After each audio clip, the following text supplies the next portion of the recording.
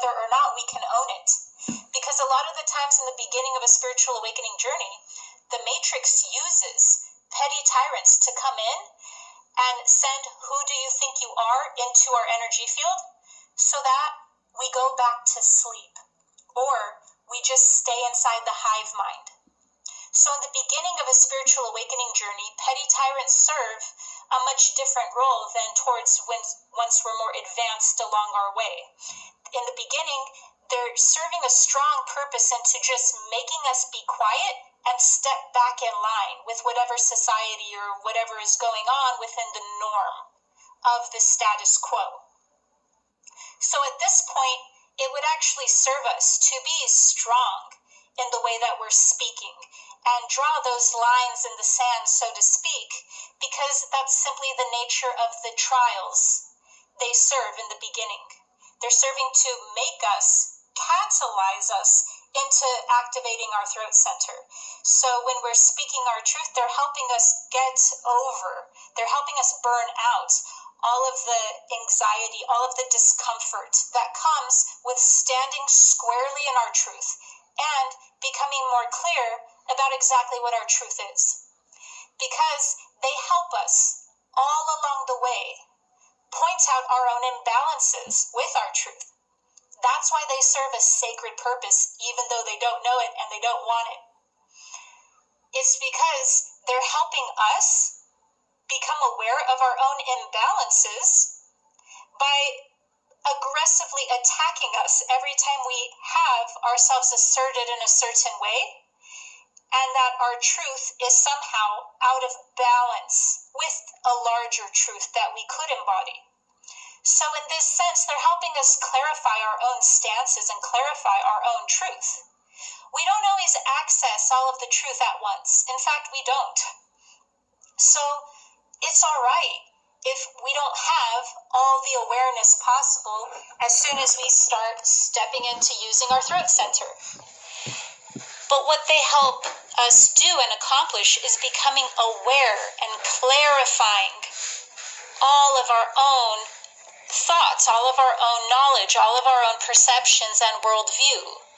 So they're helping us really stand behind it or get into a larger, more accurate position of the worldview. If we're able to understand what's going on at a deeper and more subconscious level, that's the gold in there. That's the rite of passage in there that they're serving. And towards more of the advanced forms of our own journey, they'll serve a completely different purpose depending on our own growth. In that case, we might not need to have to definitively assert our boundaries vocally if we've already mastered that from past petty tyrants. Instead, they'll represent different chapters of our own growth depending on our own distortions, depending on our own balancing. So at that point, a petty tyrant might need to just be ignored altogether or blocked. Anything. It's all different, so take this as it resonates.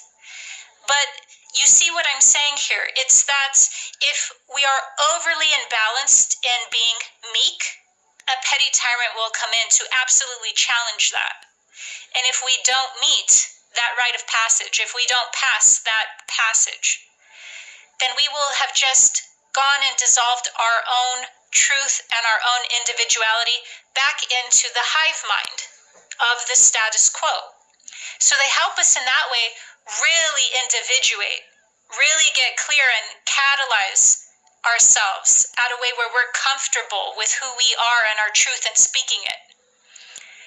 But if we've mastered that, then petty tyrants will come along to continue to help mold us. And it might just not be in the same exact way. So it's very important to understand that not every petty tyrant serves the same lessons, and not every petty tyrant is here to teach us how to be inside our own power the same way.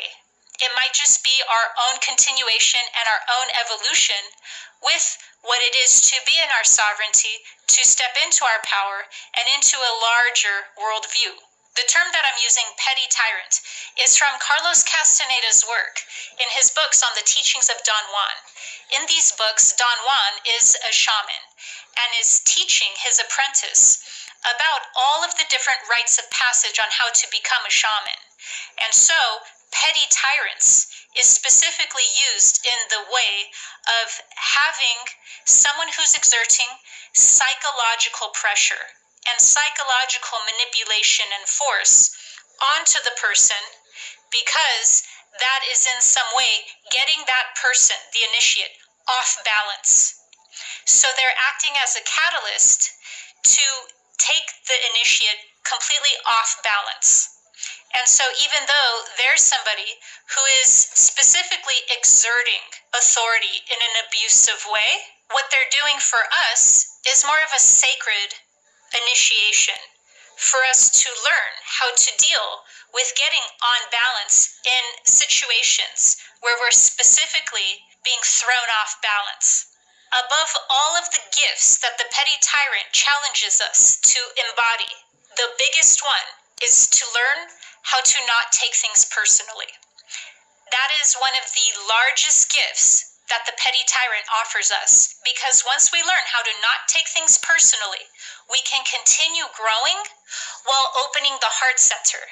The heart center can't open fully and properly, permanently, if we're constantly taking the actions and doings of everyone around us so personally.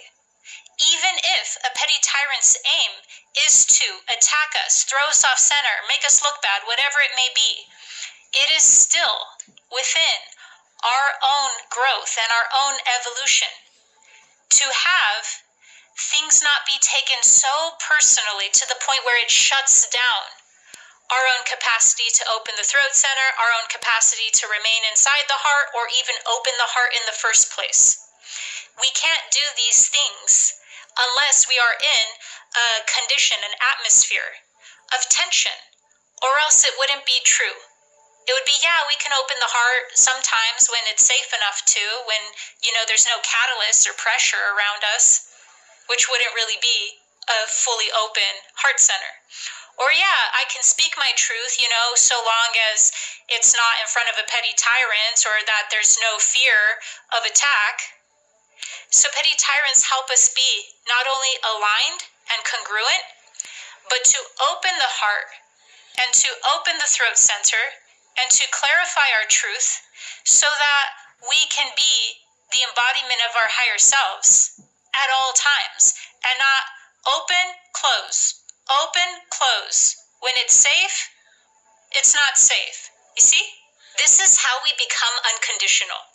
From this space, we do not wait for others to open their heart first or to match our own level of awakening, because we are no longer hiding from life, from others, or from ourselves.